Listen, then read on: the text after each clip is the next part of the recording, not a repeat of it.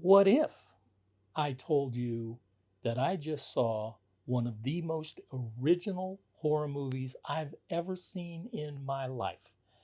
And I'm trying to get my head around it. I would agree.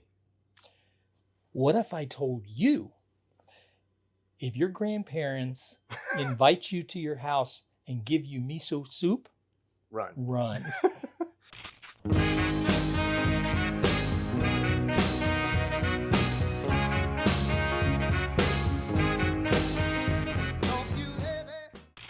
Who are you? I'm Dr. Paul, I'm Diet Dr. Paul. and together we are The, Rotten Potatoes. the best of all time. Yes. Oh, well, that too. Well, that too. If you're new here, father, son, boomer, millennial, you might get that confused once in a while. Yeah, I know we look so much alike.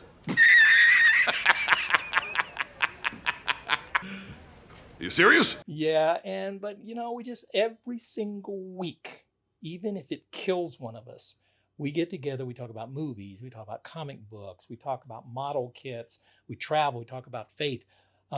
Movies, a lot focused on horror films, sci-fi, but we do real films. Real films meaning something that is in black and white, silent with subtitles. Something with a plot and Yes. not indiscriminate violence and gore. No haunted nuns or scare shots kind of stuff. No haunted nuns. I'm out. Yeah. I'm out. So we just saw Best Wishes to All, Japanese horror film released on Shudder just about a week and a half ago. How did you find this movie? I saw some advertisements for it via, I believe, on TikTok. I think maybe like some shorts advertisements from Shudder, but I've been seeing them for a long time, and I put it on my watch list. So I've just come in like waiting for it to happen. So I was ready day one. When you were having your surgery, that's the day it released. So I literally watched some of it in the waiting room there. Give our viewers a helicopter view of what this movie is about. Well, I would stay in the helicopter if I were you. I would not get out of the helicopter, because if so, you're probably going to end up bleeding from the eyeballs. It's about a young woman who's finishing up her nursing degree, and she goes back home to visit her grandparents and her parents. Her parents are late to this gathering, and she notices right away that they're just off. They're like sucking on each other's fingers. All their dogs aren't barking. No, they're like trying to poke each other in the eye. It's like real weird stuff. And I've come to find out there's a very specific reason. I don't know if I want to get into spoiler heavy reveals on it, but suffice to say there's something in the back bedroom that is causing them to act nuts. And it's not your traditional ghost story, which is sort of how they frame it. Yes. They frame it as a ghost story, but it's really not. It's very clever how they do that. I would consider it more folk horror myself, personally. Right. I agree. Yes, it is. It's a film. It won Best Horror Film or Scariest Film at Overlook Film Festival. I had seen, and it's directed by Yuta Shimotsu. I apologize if I messed that up. And my assumption, I read an interview, and I believe that it's she, but it could be he, could be he. Yuta man, Yuta woman. Yeah. So I mean, no offense to that at all, but she had mentioned that she sort of grew up on that generation that was exposed to things like The Grudge and Japanese horror film, and this is sort of kind of the theme or the product of what that was like, that age and that sort of cultural influence from those films. We often, in these little quick takes, we talk about what's the good, what's the bad, and what's our verdict. What's our final, rating on? I think it's on a 10-point scale. Mm-hmm. So why don't you start us off on what's good? The good. I thought this was a very well-rounded movie in terms of the acting was really good for a genre film. I think that sometimes genre films, especially in America, it's not the same tier of acting as you get in foreign countries or other countries where I think they may put a little bit more, emphasis on these genre films in their wider film culture. So I think that the acting was very good. I love the cinematography in it. There are a few shots that I remember saying out loud, like, oh, that looks really pretty. Some of it's because it's in Japan too. So, you got the background, the mountains and all that kind of stuff was really nice. But the sound design was really interesting. I just thought it was a really surprising movie as well. It has all the elements that you want in a horror movie. It's got all three tenets of horror. It's funny, it's gory, and it's got scares to it as well. So it's a very well-rounded horror movie. Absolutely, totally agree with everything you said. I like, for those of you that refuse to watch movies with subtitles, because this is definitely with 100%. with subtitles, you really miss out, and especially because you miss out. If you look at American film, American television, so much of it is filmed in to look like, whether it's New York or Chicago or Los Angeles. Even filming it out of the U.S., it's still designed to look like those things, unless you're out in the country or something. But it still all has a very homogenic sort of look to it. When you step outside of this, and you see in Japan especially, it's everything from the vehicles to the utilities, how the houses are set up. It's just fascinating. And you may never get on a plane and get the honor of traveling to Japan or Greece or whatever. Film is one way to be able to see that. So it's surprising from that standpoint and interesting from that standpoint. But it's also so unlike anything that I'd ever seen before. And you and I have said it's like how much, horror movies tend to be, most of them tend to be really bad. And they're just a rehash after rehash, and it's the same tropes. And this was very, very different. And I like that. Talk about sound design. The score on this is really, it's sort of atonal. There's a lot of violins, but it's not melodic. It really is. It's more sound for effect and pulses and waves, and it's very, very, very well done. It sort of draws you into the story. Yeah, less sort of like songs per se, and it's more just like a vibe that it's giving you. Yeah, this will not get the Oscar nomination for best song. No, it won't. Screech, screech, crump. Screech, there's screech, no crump. There's no famous artist that's going to get a number one Yeah. hit from this. Beyonce performing, whatever the title track is to this. Screech, screech. Yeah, not going to work out. Yeah. Well, anything else you like about it? I'm a big fan of movies that don't spoon feed you the lore, especially when I qualify this one, I think, as a folk horror, because it deals with, I think, what you consider like a folk idea, even though it's probably a made up one, even though I think all folk tales in some way, shape, or form evolve into something that's not real at all. It doesn't spoon feed you what's happening, where this idea came from. It doesn't take like an opening sequence where it's a news headline with exposition. I think we get a lot of that in America, especially when we step outside of like studios that are comfortable in that era. Like A24 doesn't care about that whatsoever. But if you get to like a big, Fox Searchlight Pictures or MGM, they're going to be much more worried about things like that. In this, so they'll have like a really hackneyed scene where some person is basically just spewing dialogue, and it takes away from the film. I want to pick this up myself. I want to try to figure it out. That's half the fun. And best wishes to all, just cannonballs into that. I've been on dates back when I was single, and my date would say, "I don't understand." We'd be watching a movie, and sometimes you're not supposed to. No, right? Yes. And sometimes it's like it's a bad film. You don't understand because it's muddled. I think we need to, say a little bit about what exactly is in the whole miso thing. Essentially, what this film is about is that in order to continue to live, you have to have another person that is sort of kept as a prisoner in your house, typically with their eyes and their mouths sewed shut. And there's something is taken from them. And it's never really clear whether or not there's a port in the side of one of these folks.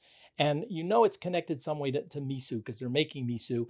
And if they don't do it, then they start to deteriorate a lot. Mm-hmm. It's so somewhat in vampire lore. If you don't drink blood, then you die. And it was within this whole culture. And you use the term folklore, and I think that is just absolutely perfect for this. And it just so happens I watched Village of the Damned last Saturday on Svengoolie, and this is where this entire village, these strange things happen, and it encapsulate that entire village, and it's just that village in the film. Mm-hmm. You wonder is this just in this area of Japan? And you still don't know. You get the impression at the end, is this everywhere, or is it just in Japan? Is it just this little hamlet, this little community, or is it in the greater, and the best part about that is we're never going to find out because it's not an American movie, or if it was, they'd be making a sequel right now. Yeah. So what didn't you like? What didn't I like? Well, we both said this, that it's a very short movie, but it feels a whole hell of a An lot hour, longer. 20 minutes. But it's I swear it felt like a 2-hour movie. Yes. And I don't know, is that a good thing? Is it a bad thing? Some of it has to do with the pacing and I think lack of dialogue and lack of like music and standard structure in a movie. So I think some of that made it feel a little bit more like atonal and monotonous. With that, monotonous is a terrible word because that implies like that we were bored, but it's very atonal and flat. Like it doesn't do this a whole lot in the movie. Yeah. So I think you just kind of feel locked into one space the whole time, and sort of makes it feel longer. And it did make it feel like they could have trimmed some of that out. I think something that sort of has helped impact both of us. I just had surgery and have scars and stitches and all this kind of stuff. And so when I watched it, I'd have to stop every so often and take care of different things. And so it would take me out. And of course, you're pausing the movie, so it was taking you out. Mm-hmm. And I don't know, if I was 100% and I watched this, would it feel like it was an hour, 20 minutes? So, but I agree with you. It did feel like it was long. For me, in part of that is I know sometimes things are obscure and it's a way sort of to draw you in. It's like, what's going on here? What is this? I'm not sure, but you can only hold the viewer so long in that tension till eventually you have to be able to provide for them. Now I know what's going on. Mm-hmm. It's the Hollywood pitch. Okay, how you describe the story. Like what I just said. You have somebody in the back of the house, and that's how you continue to live. And this poor girl, the granddaughter, didn't know. Mm-hmm. And everybody kept saying, "Are you happy? Are you happy?" We never told her. We never told her. So everybody knows but her. Even the little boy knows. Yes. They never quite explain why they never told her.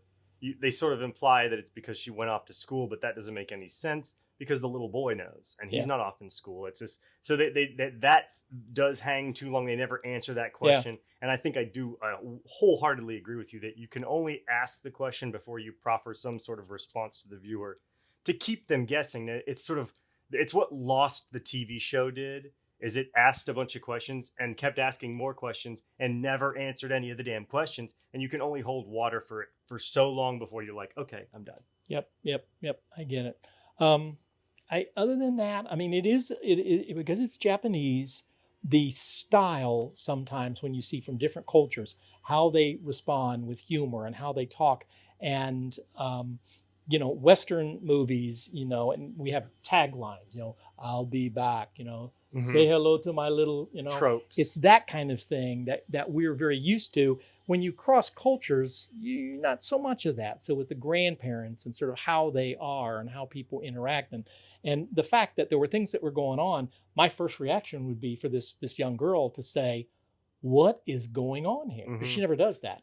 And that might be a cultural institution that you don't challenge, But I'm not saying that that's a negative. It's what I bring to it that makes it more. Yeah, you have a notion in your brain that why wouldn't you speak up? Why wouldn't you say something? But that is very much a culture where it's like you respect your elders. Their word means a lot. The matriarch and the patriarch of the family hold high weight. Yep. So the older folks would definitely, their word would be like, that's it. Yeah. So I get, and some people may not be able to view it through that lens and may perceive this film as something that's just much more like, I didn't get it, and that's fine. There's nothing wrong with that. It's how you view the movie. Of course, your enjoyment matters, but it will hamper your ability to, I think, really get it. That makes it a good point. I think that we've watched so many movies lately about old people. Mm-hmm. The elderly is a good double feature. Yes. And I think that maybe one of the themes that I keep getting, and I feel bad for this, is that for young people today, who sort of look at my generation and that we had it so good, and I'm not going to argue whether that's true or not, but in their mind, we had it so good. We've ruined the environment, we've ruined the economy, we've ruined employment and access to higher paying wages. we've lost the ability to help folks in terms of buy their first home. It's all of these kind of things, and I sense that there's a little bit of anger And resentment, around maybe. that, and that how we really are that the only way that you can be happy is to for others to be miserable, and this is a generation that is miserable It from that does. standpoint. It is funny that you say that, because there are so many, like, what I would call up and coming directors that are in that sort of same age range that all have a very similar purview of like parenting and family. It's very visceral. Some of you think of like Ari Aster, like what happened to that man? I don't know. Have you ever seen A Strange Thing About the Johnsons? His short film.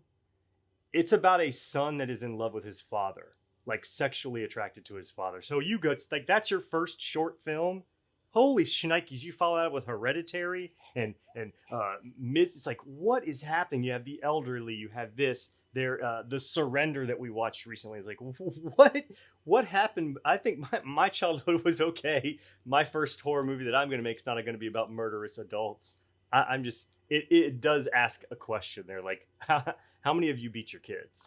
I think that just sort of getting in the horror movie helicopter, I would say that horror movies in the past were more fun. Mm-hmm. And I think horror movies today have lost the fun element to it. Even Well, though there's yes. there's humor in this movie, it's just a very dark sort of. I absolutely reject the notion that the only way that you're going to be happy is if other people are miserable. I reject that too. I think we are happy by serving others and being kind to others and making the world a better place and doing our part and love, and let's get past all of this division that we have. And we're in the middle of a conflict in the Middle East that's just terrifying. It's like, can't we all just get along? Seems like we've been in a conflict in the Middle East since I was born. Yeah, I agree. In one way or another. You know.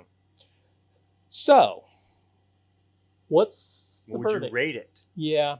I asked you first. I'm on the spot. I think that I would give it a 6, and I have to just give it a, like they used to do with sports scores when somebody An asterisk. yes, like you Like Barry Bonds did something to your bat or something. I think I'm going to give it a 6, with an really asterisk. because of the physical condition that I was in when I was watching it, and wasn't the best situation to necessarily enjoy a film. Right. And so, but it was when I opened it, this is one of the most unusual films I have ever seen. Is absolutely good. If you want something different, this is one to to go into. Here's a better question, knowing you and your sensibilities. Is this a movie you're going to watch again? No. If we do another show on it, probably. Part of the thing about seeing films again, I know exactly what you're saying. We talk about this all the time. Typically, if I don't see a movie again, it's because I didn't like it. And that way, if you said you would see it again, then that'll tell them a little bit more. There is so much product that's out there. Oh, TV, movies. I mean, this is a guy, I grew up when you had 3 stations and the PBS channel. That was it. Mm-hmm. And now it's like, you have 3 streaming services or more with hundreds of that. And so it's like I find myself gravitating back to more films that I have that I own and watching them and re-enjoying those. There are movies that I think just sort of, when you're watching it, it's at rare time saying, this is special. This has changed how I think. It's changed my view of the world. Department Q, I saw that, finished it 2 weeks ago. I still can't stop thinking about it. It's a TV series. So I'm and also as I'm older and I have less life in front of me than I have behind me, I try to be very careful and selective. And I would love to fill my life only with good things and great things. And I didn't find it to be a great film. I think that this director is somebody to keep an eye on. I think definitely she got game kind of stuff. Or and I look forward. We are not exactly. Sure. So yeah, I'm going to stand with a 6. Yeah, I'll give my rating and then I got to come back to that. I'm going to give it like an 8.6. I highly enjoyed it, and I think there's a lot of meat on the bones there. I didn't have as difficult a time watching it as you, obviously, and there's a chance that maybe it could be higher if I were watching it, if we'd like watch it in the movie theater or something else. I thought highly of it. It's got a chance to be in my top 10 of the year for sure, for sure. It's funny that you're saying like there's so many streaming services. You don't know how difficult it is for me to put a beat on a video nowadays because I want to give the people on the line something good to watch. I'm not ever going to give you a review on a mediocre movie. I'll never ever do that because it's a waste of our time. If I'll tell you if it's bad to avoid, I'll tell you if I love it and go see it. But I spend so much time trying to figure out what to watch because there's just so much. If I showed you my watch list in my notes app on my phone, it is like 500 movies. And that's just from like the last 6 months. I'll never watch those movies. I will never watch all those movies. And it sucks because I want to. But there's just so much time, so much crap out there, so much stuff. So we pledge to you only to bring you the finest films that are out there. So here's the 6th. Our next episode is going to be Francis Ford Coppola's recent Megalopolis. I'm sorry, Megalopolis. Which I liked it. I do. I liked it. I do. I would go back and see it again. Yeah, I want to see it. I should probably watch it again. Yeah. But I was going to say that too. I also, when it comes to sitting down and watching a movie, I tend to gravitate towards things that I've already seen before. And that's another difficulty when it comes to wanting to make new content is that, you got to always be out there bringing the new stuff or people are just not as likely to watch. But that's not my tendency is to really want to watch a movie I've seen 100 times. Yeah. Yeah. And more television is becoming more film-like. Mm-hmm. That you'll have a series, be like a Bosch or a Reacher or something like that, or Department Q, even better example, where almost every single episode is a film. Well, Game of Thrones. That's like an hour long. Stranger Things, it's coming up. Every episode of that's going to be like over an hour and a half long. So that is in essence a movie. Yeah. Well, it's changing the world. Yeah. Well, we encourage you to seek it out and to watch it. It's on Shudder, is that right? Shudder. Yep. And so go and seek it out. It's worth your time, certainly. And I don't know if different generations are going to react to it differently, but the larger picture here is really you need to seek out films that are different, and that means sometimes having to see things with subtitles and I think subtitles are far better than dubbing of films. I think it ruins it when you know. If you don't step into foreign films and you live in America, you are doing yourself a gigantic disservice because there is so much epic film out there to watch. Yeah. Some of if I had my list of top 50 films of all time, I dare say that at least 20 of those are going to be foreign films. Yeah, I've been throwing back and forth the idea of trying to talk you into watching a movie called The Sadness from Japan. It's a zombie movie, but it is supposed to be like, I mean, I've seen it, but it's a ripping good time. And I don't know if you'd like it. Mm-hmm. It's really heavy into the gore stuff, and you like a little bit more pleasant things nowadays.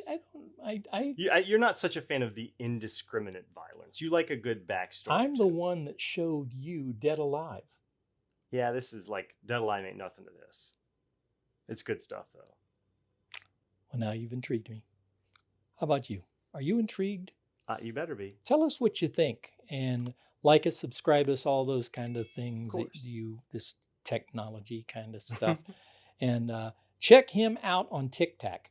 It is absolutely, guy's like 3 videos a day, but he's on fire all over the country. I wish I didn't have to do that. Yeah. 3 videos a day is a lot. Well, you got to stop. You have them. Just because you have them doesn't mean you need to upload them. So, but let us know what you think. And otherwise, we will see you at the movies. Kill.